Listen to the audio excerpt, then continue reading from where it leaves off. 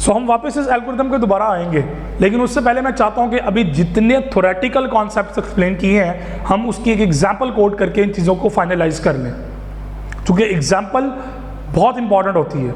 अगर किसी भी कॉन्सेप्ट को समझना हो तो उसकी एग्जाम्पल को देखें। So let's move on example.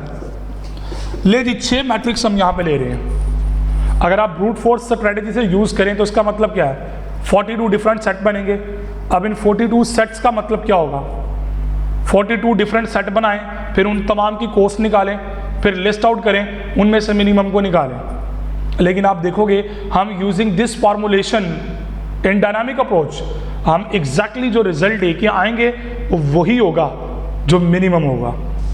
आप ये एग्जाम्पल को समझने के बाद वो जो एग्जाम्पल ब्रूट फोर्स में मैंने करवाई है एज इट इज़ वो एग्जाम्पल यहाँ पे लें और उस एग्जाम्पल को सॉल्व करें और देखें मिनिमम कॉस्ट क्या आती है, आपको आइडिया हो जाएगा खुद ही।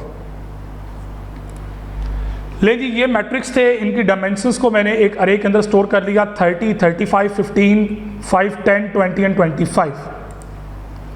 सो ये आपके डायनामिक अप्रोच के मुताबिक आपने ये चीज़ें सेट कर ली। अब an entry for the solution to each sub problem is maintain in the table M. जितने भी हमारे सब प्रॉब्लम्स के सॉल्यूशन मेंटेन होंगे वो इस टेबल एम के अंदर स्टोर होंगे। We also use a split table S to keep track of how to construct the optimal solution। ये M टेबल है और ये आपकी S टेबल है, ये S टेबल है, ये M टेबल है। 2 टेबल्स के अंदर हम अपने रिजल्ट्स को मेंटेन करेंगे। So let's start with the starting of loop. जी पहले तो आपने देखना कि I और I अगर सेम है तो उसको 0 असाइन करें, मतलब मिनिमम कॉस्ट ऑफ 1 and 1 0 होगी, 2 and 2 0 होगा, 3 और 3 0 होगा, 4 और 4 0 होगा, 5 और 5 0 होगा एंड 6 and 6 0 होगा। सो ये मैंने ब्लू कलर से पॉइंट नोट किए हैं जो मैंने यहाँ पे बात की अभी।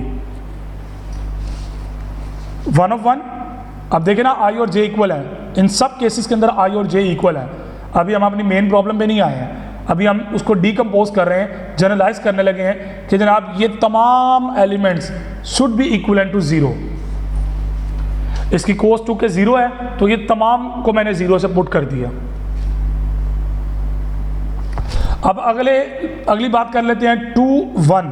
I2 हो J1 हो इनवैलिड है, तो इसका मतलब ये बॉटम लेवल पे इस बाउंड्री इस डायगोनल के नीचे जितनी तमाम बॉक्सेस हैं वो तमाम इन्फिनिटी होंगी, एक्सेप्टेबल नहीं होंगे, रिजेक्टेड होंगे। ये सारे कंपोनेंट्स, ये तमाम कंपोनेंट्स रिजेक्टेड होंगे। हाँ ये ऊपर वाले जो कंपोनेंट्स हैं ये वर्कआउट करेंगे। सो ये 0 पुट कर दिया सबके अंदर। So let's move on the next step. अब फार्मूला आपके पास क्या है, आई जे मिनिमम ऑफ आई के प्लस मिनिमम ऑफ के प्लस 1 टू जे प्लस उसकी आगे कोस्ट। ये फार्मूला मैंने भी नोट किया है सिर्फ। सो आई मेरा 1 है और जे मेरा 6 है, 1 to 6 मैट्रिक्स है ना, तो 1 to 6 मैंने यहाँ पे मेंशन कर दिए और कुछ भी नहीं किया, सिर्फ मैंने क्या किया आई और जे की वैल्यूज पुट की हैं। के अभी यहाँ पे के तौर पे ही है, आई और जे की वैल्यूज पुट की हैं। अब सेटिंग वैल्यू ऑफ के, अब के की वैल्यू को सेट करना है और के कहाँ से कहाँ तक होगा, आई से लेकर जे -1 तक होगा। सो मैंने क्या किया, के 1 2 3 4 5 के की 5 डिफरेंट वैल्यूज होंगी। के अगर 1 होगा तो केस क्या बनेगा, केस 2। ये मैं रिपीट बोलूंगा नहीं, आप खुद देखेंगे, मॉनिटरिंग करेंगे खुद। अब के अगर 1 है तो इसका मतलब क्या है, स्टार्ट आई से के है तो 1 to 1 है, आगे के प्लस 1 2 है, 2 से 6 तक आ गया। के 2 होगा तो क्या होगा 1 2 एंड 3 to 6। के 3 होगा 1 to 3 4 to 6। के 4 होगा 1 to 4 एंड 5 6। के 5 होता है तो 1 5 एंड 6 6। एक चीज़ जो यहाँ पे आपने नोट करनी है, इंतहाई इंपॉर्टेंट है, वो क्या है कि पहला स्टेप जो जब के 1 होगा तो इसका लेफ्ट साइड 0 है, सेम होगा, और इसके लास्ट पे अगर जाएंगे तो आखिरी जो सेट होगा उसका राइट सेम होगा। ये मैं आपको एक ट्रिक दे रहा हूँ इक्वेशन को या फार्मूलेशंस को समझने के लिए, पेपर के हवाले से ये एक गाइडलाइन है, ट्रिक है आपके लिए। कंबाइंड वर्जन पे लेके आए तो 1 to 6 के लिए आपके पास 5 डिफरेंट पॉसिबिलिटीज हैं। अब आप नोट करें जरा मैं कहने क्या लगाऊं।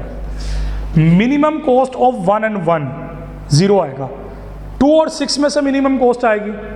अब इस पेयर के अंदर जो कॉस्ट होगी वो क्या होगी, अपने सेट्स डोमेन में से मिनिमम होके आएगी। इस डोमेन की बात करें तो इसका रिजल्ट मिनिमम है, इसका भी रिजल्ट मिनिमम है, इसका भी रिजल्ट मिनिमम होगा और इसका भी रिजल्ट मिनिमम होगा। इसका मतलब क्या है, 5 डिफरेंट रिजल्ट्स हैं, वो तमाम के तमाम अपनी सब प्रॉब्लम में से मिनिमम होके आए। अब जब आप इन तमाम सेट्स में से मिनिमम निकालेंगे बाहर तो डेफिनेटली वो रिजल्ट भी मिनिमम होगा। आई होप सो कि आपने मेरी बात को अंडरस्टैंड कर लिया होगा। मैं कहना क्या चाह रहा हूं कि ऑप्टिमैलिटी को क्लेम कर रहे हैं ना कि मिनिमम सॉल्यूशन मिनिमम रिक्वायर्ड होगा, तो मिनिमम ही ऊपर आएगा रिजल्ट, क्योंकि हम रिसीव ही मिनिमम को करेंगे। सो अभी इसको पूरा सॉल्व करते हैं और आप देखेंगे कि मिनिमम कॉस्ट ही हम कैलकुलेट करेंगे इसके अंदर। सो ये 1 और 6 पहले तो इनको पुट कर देना, ये तो बड़ा सिंपल, हमारे पास यहाँ टेबल में रिजल्ट पहले से मौजूद है। 1 और 1 का रिजल्ट 0 है, 6 और 6 का रिजल्ट 0 है, तो ये रिजल्ट यहाँ पे पुट कर देते हैं। ये देखें यहाँ पुट कर दिया। अब मैं करता ये हूँ कि मैं लेवल वाइज वर्किंग शुरू कर देता हूँ। मेरा एक पेयर 1 2 है, एक पेयर 2 3 है, एक पेयर 3 4 है, एक पेयर 4 5 है, एक 5 6 है, तो यहाँ पे सारे डिफरेंट यूज हो रहे होंगे। सो अब बात कर लेते हैं जी 1 2 की। यहाँ से ये 1 2 की कॉस्ट निकालनी है। इस 1 2 के लिए अब क्या करना है, के की पॉसिबिलिटीज क्या है इसके अंदर बताएं। के की एक ही पॉसिबिलिटी और वो K1 होगा। अब उसके लिए क्या होना, 1 1 और 2 2 दोनों की कॉस्ट 0 आ गई, और उसके बाद P0 यहाँ से नोट करेंगे 30, P1 35 है और P2 आपके पास 15 है। ये तीनों वैल्यूज़ यहाँ पे मल्टीप्लाई होंगी इस फार्मूले के मुताबिक। सो तीनों को मल्टीप्लाई किया तो ये रिजल्ट आया 15,750। मुझे बताएं कितने रिजल्ट आए। यहाँ एक ही रिजल्ट आया और वो एक ही रिजल्ट कौन सा है, अपनी डोमेन के अंदर मिनिमम है। तो यहाँ से हमने मिनिमम को उठाया और इस मिनिमम को इस टेबल के अंदर 1 2 के अंदर यहाँ पे पुट करेंगे। सो हमने यहाँ पे इसको पुट कर दिया 15,750। कल को अगर हमें दोबारा 1 2 की ज़रूरत पड़ेगी तो हम यहाँ से रिजल्ट को यूज़ करेंगे, जो हमने यहाँ पे टेबल में स्टोर किया हम वहाँ से रिजल्ट को यूज़ करेंगे। अब इस के की टेबल को हम एंड पे मेंटेन करेंगे, मैं वो सारा आपको कंक्लूड करके बताऊँगा कि के कैसे हैंडल हो रहे हैं। अभी हम सिर्फ ऊपर वाली एम टेबल को डील कर रहे हैं। ओके जी, अब 1 2 की वैल्यू यहाँ पे पुट कर दी। इसी तरह अगले लेवल पे बढ़ते हैं जी, तो 1 3 पे आते हैं। अब 1 3 मैंने देखा, अगले लाइन पे 1 3 को देख रहे हैं। सो 1 3 के लिए के की क्या क्या पॉसिबिलिटीज़ हैं, K1 हो सकता है, K2 हो सकता है, तो 2 पॉसिबिलिटीज़ हैं। इसका मतलब 2 डिफरेंट रिजल्ट होंगे, उनमें से आपने मिनिमम वाले को उठाना है। सो फार्मूले के मुताबिक पहले होगा 1 1 2 3 और डायमेंशन उसके मुताबिक बनेंगे। उसके बाद अगले स्टेप पे जो कॉमे के बाद अगला जो उसका ऑप्शन होगी वो क्या होगी, 1 2 3 3।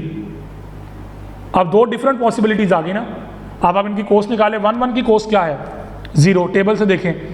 1 2 की कॉस्ट 15,750 हमने निकाल ली है। अब 2 3 यहाँ पे अवेलेबल नहीं है, तो इसका मतलब क्या है, 2 3 कैलकुलेट कर लें पहले। तो हमने देखा 2 3 यहाँ पे अवेलेबल नहीं है।